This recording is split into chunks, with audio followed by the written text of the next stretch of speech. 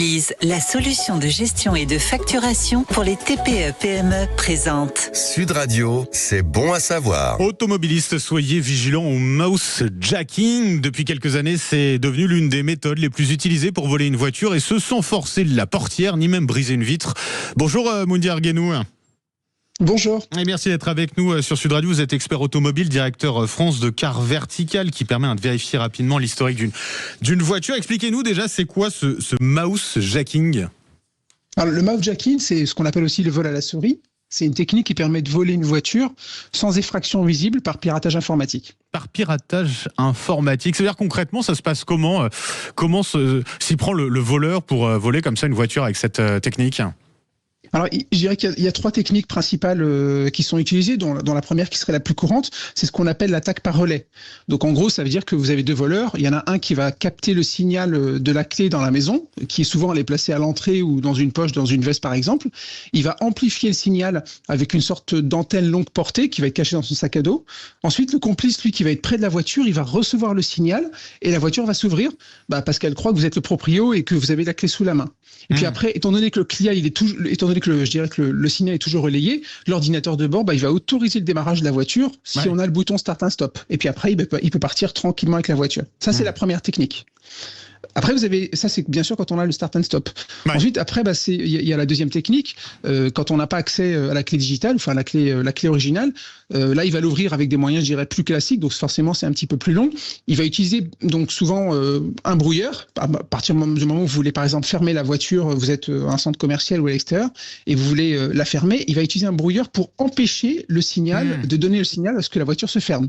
Ouais. Et après, une fois qu'il est à l'intérieur, là, il va brancher sur ce qu'on appelle la prise OBD2, donc il va brancher un appareil, un petit boîtier qui lui va lui permettre de démarrer et de synchroniser directement, démarrer ou synchroniser une nouvelle clé rapidement, en 30 secondes. D'accord. Et troisième technique ? Et la troisième méthode, c'est celle qu'on voit parfois un petit peu dans les médias, c'est-à-dire que là, il va utiliser donc ce qu'on appelle l'injection dans le code, dans le CAN bus, donc dans l'électronique du véhicule.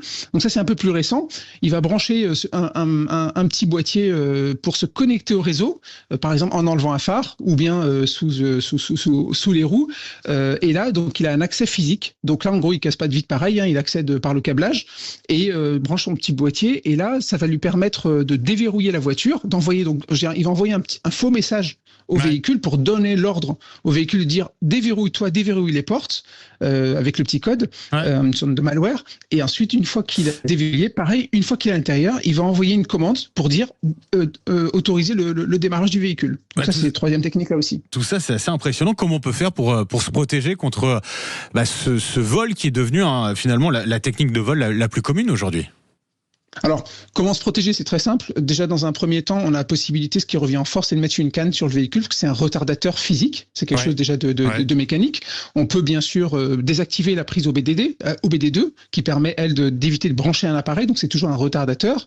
On a la possibilité de marquer les vitres. On peut mettre un anti-démarrage ou des petites choses aussi simples que certains peuvent faire sur certains modèles. Ils se disent, si c'est des arrêts prolongés, avant de partir en vacances, s'ils n'utilisent pas le véhicule, c'est par exemple de débrancher un fusible ou de mettre un anti-démarrage.